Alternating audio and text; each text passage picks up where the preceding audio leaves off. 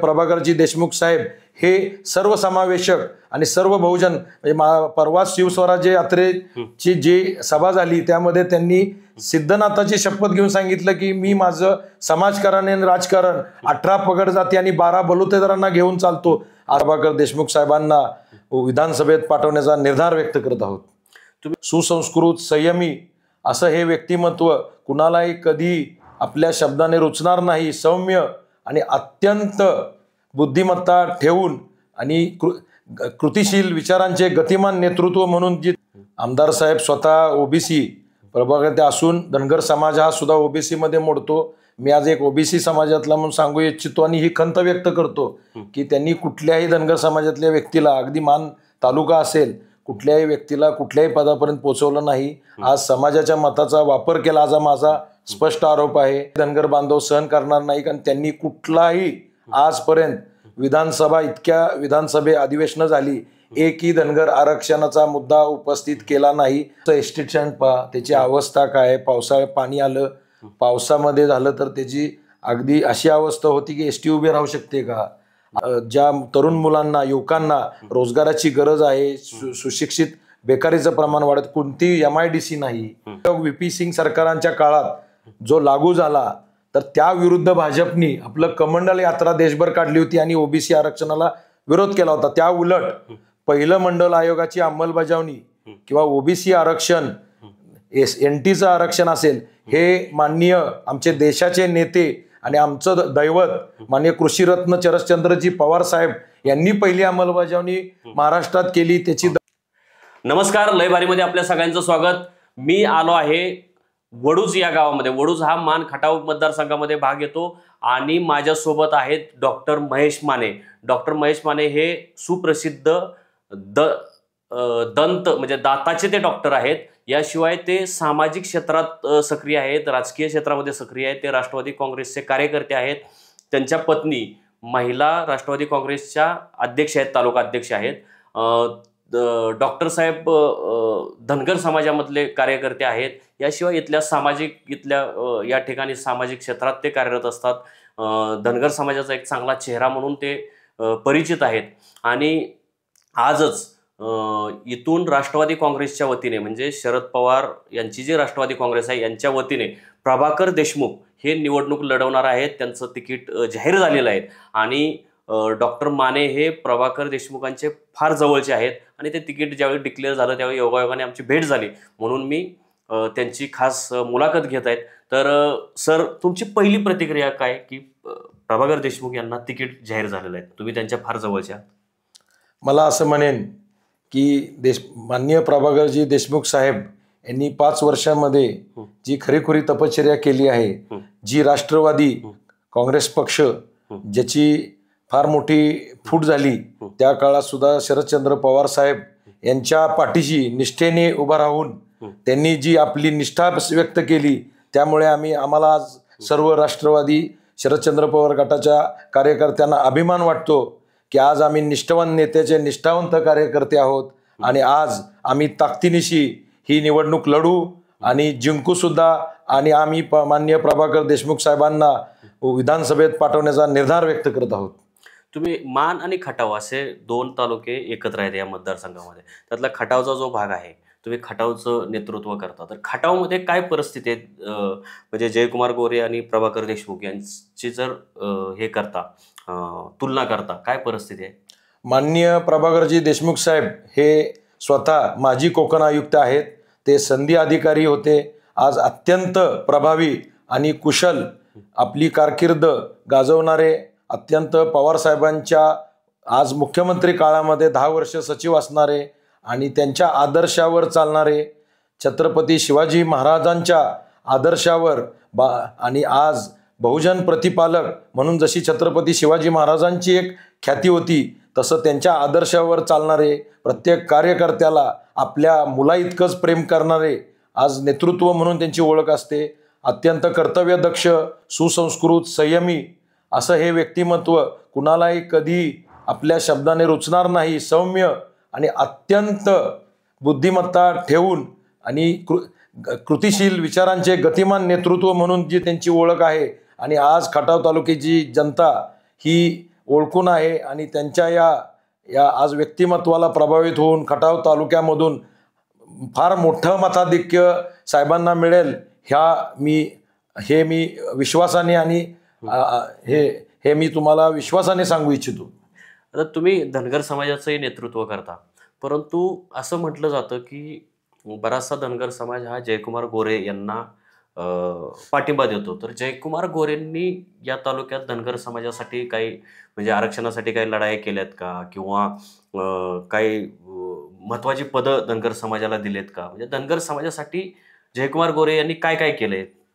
आज तुम्ही वास्तविकता पाहता, आज हे आमचे लोकप्रतिनिधी आमदार साहेब स्वतः ओबीसी प्रभागात असून धनगर समाज हा सुद्धा ओबीसी मध्ये मोडतो. मी आज एक ओबीसी समाजातला म्हणून सांगू इच्छितो आणि ही खंत व्यक्त करतो की त्यांनी कुठल्याही धनगर समाजातल्या व्यक्तीला, अगदी मान तालुका असेल, कुठल्याही व्यक्तीला कुठल्याही पदापर्यंत पोहोचवलं नाही. आज समाजाच्या मताचा वापर केला, आज माझा स्पष्ट आरोप आहे. आज कोणताही अगदी आमच्या ज्या आदर्श आहेत आणि आम्ही पुण्यश्लोक राजमाता अहिल्यादेवींचं आज कुठलंही स्मारक किंवा कुठलंही जयंती साजरा करण्याचा त्यांच्याकडून कुठलाही मोठ्या म्हणजे कोणत्याही प्रमाणात प्रयत्न झाला नाही.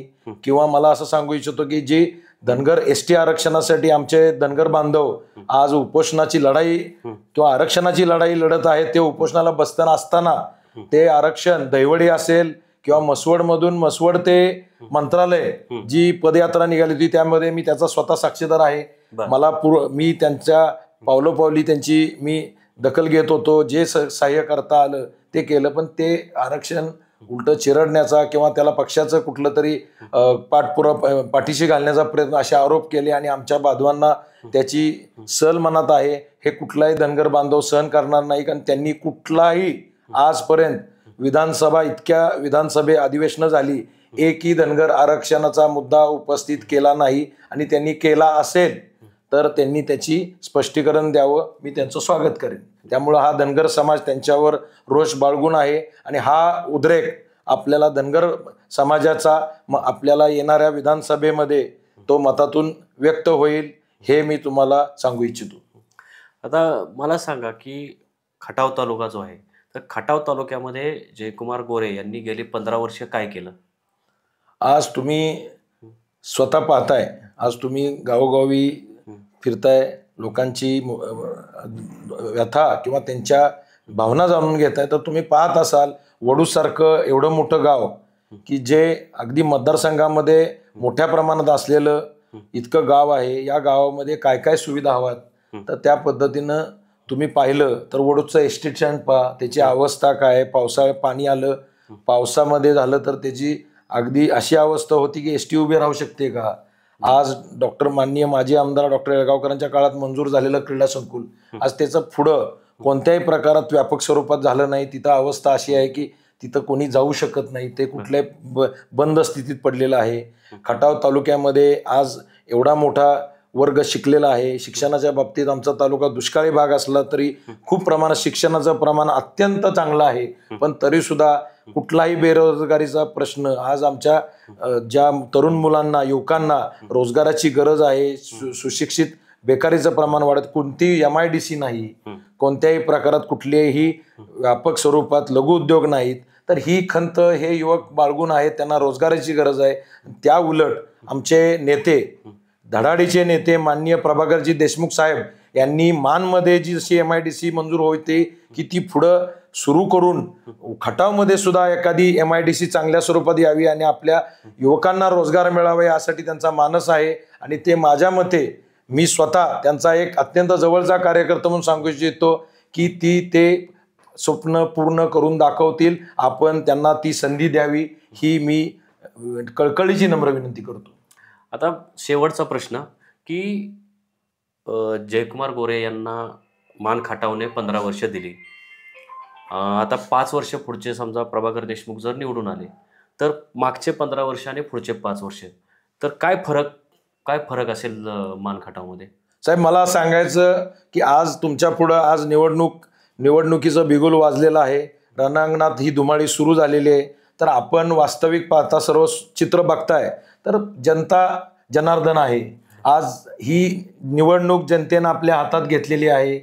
आज भाजपचा जो चेहरा आहे की तुम्ही पाहताय भाजपनी 1992 साली जे ओबीसी साठी आपल्याला मंडल आयोग व्हीपी सिंग सरकारांच्या काळात जो लागू झाला, तर त्या विरुद्ध भाजपनी आपलं कमंडल यात्रा देशभर काढली होती आणि ओबीसी आरक्षणाला विरोध केला होता. त्या उलट पहिलं मंडल आयोगाची अंमलबजावणी किंवा ओबीसी आरक्षण, एनटीचं आरक्षण असेल, हे माननीय आमचे देशाचे नेते आणि आमचं दैवत माननीय कृषीरत्न शरदचंद्रजी पवार साहेब यांनी पहिली अंमलबजावणी महाराष्ट्रात केली. त्याची दखल ओबीसी बांधव घेत आहेत आणि आज साहेबांचा चेहरा शाहू फुले आंबेडकर ही विचारधारेला मानून आणि तो आदर्श म्हणून ते आजपर्यंत त्यांची वाटचाल आहे. त्याच आदर्शावर आणि त्या तत्वावर चालणारे आमचे माननीय प्रभाकरजी देशमुख साहेब हे सर्वसमावेशक आणि सर्व बहुजन, म्हणजे परवा शिवस्वराज्य यात्रेची जी सभा झाली त्यामध्ये त्यांनी सिद्धनाथाची शपथ घेऊन सांगितलं की मी माझं